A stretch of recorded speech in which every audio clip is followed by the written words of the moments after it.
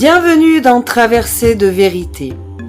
Aujourd'hui, je t'invite à descendre dans ton corps, ce corps qu'on habite sans vraiment l'écouter, qu'on pousse, qu'on exige, qu'on juge parfois, alors qu'il détient toutes nos vérités. Le corps, c'est le premier langage de l'âme, et quand tu apprends à l'écouter, il te raconte tout ce que ta tête n'a jamais voulu entendre. Ce que j'aime profondément, c'est de voir à quel point notre corps est un messager fidèle. À quel point le corps a un langage symbolique. Quand il manifeste une douleur, une tension, une blessure ou un blocage, ce n'est jamais contre nous. C'est une forme d'amour. C'est comme s'il disait « Regarde-moi, écoute-moi, il y a quelque chose que ton esprit n'a pas voulu entendre. Alors je te le montre dans la matière. » Et pour mieux comprendre ce langage, il existe un livre que j'aime beaucoup, qui s'appelle « Le grand dictionnaire des malaises et des maladies » de Jacques Martel.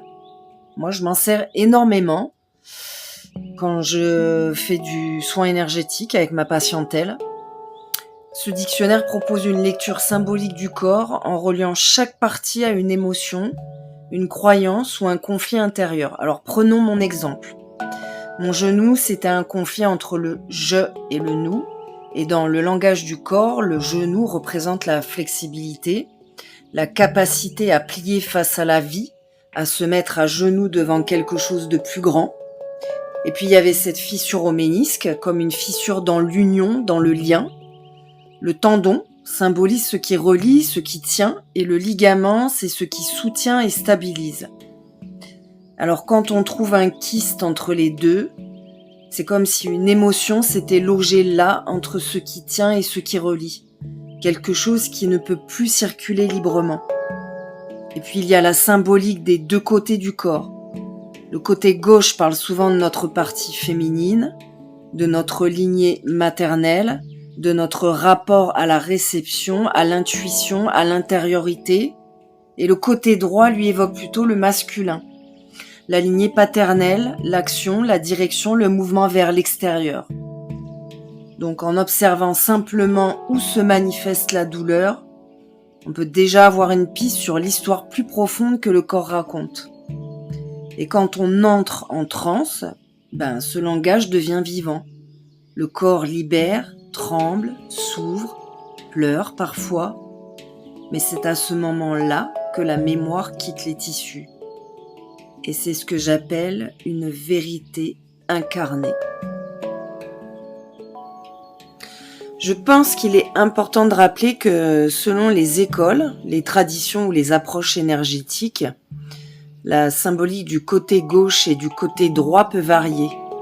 Par exemple, dans certaines approches corporelles, le côté gauche est associé au féminin, à la lignée maternelle, et le côté droit au masculin, à la lignée paternelle. Mais dans d'autres traditions, comme celle de l'arbre de vie hébraïque, cette lecture s'inverse. Le droit devient le pôle du féminin et le gauche celui du masculin. Mais ce qui importe, c'est pas tant le système de référence, mais la cohérence que ton corps choisit pour toi. Ce que tu ressens est toujours la vérité de ton système. Et l'essentiel, c'est d'écouter ce que ton corps dit, sans chercher à lui imposer une théorie. Vous savez, pendant cette même période, je terminais ma dernière année de formation en transe thérapeutique. Alors évidemment, je faisais régulièrement des transes. Et je me suis aperçue que c'était pour ça que la transe est un passage sacré. Dans cet état, le mental se relâche, les ondes cérébrales ralentissent, la respiration devient vivante et le corps reprend le pouvoir. Oui, le corps reprend le pouvoir. Ce n'est pas une danse ni un exercice, c'est un retour à l'instinct, au souffle, à la vérité primitive. Et dans la transe, le corps devient canal. Il évacue les tensions, libère les mémoires, fait remonter les émotions enfouies et remet la lumière là où c'était figé. On peut trembler, pleurer, rire, bouger, sans contrôle, tout est juste. C'est le mouvement de guérison qui se manifeste. Le corps se souvient et il se libère. Après une transe, on n'est jamais tout à fait la même. Le corps a parlé, les énergies ont circulé et la conscience s'est ouverte un peu plus. Je dirais même qu'elle s'aiguise un peu plus. Alors parfois on se sent plus léger, parfois fatigué, parfois traversé de choses qu'on ne comprend pas tout de suite ou pas vraiment. Et c'est normal, c'est le processus d'intégration. Le corps a besoin de silence, d'eau, de douceur. Et tout ça pour accueillir la nouvelle information.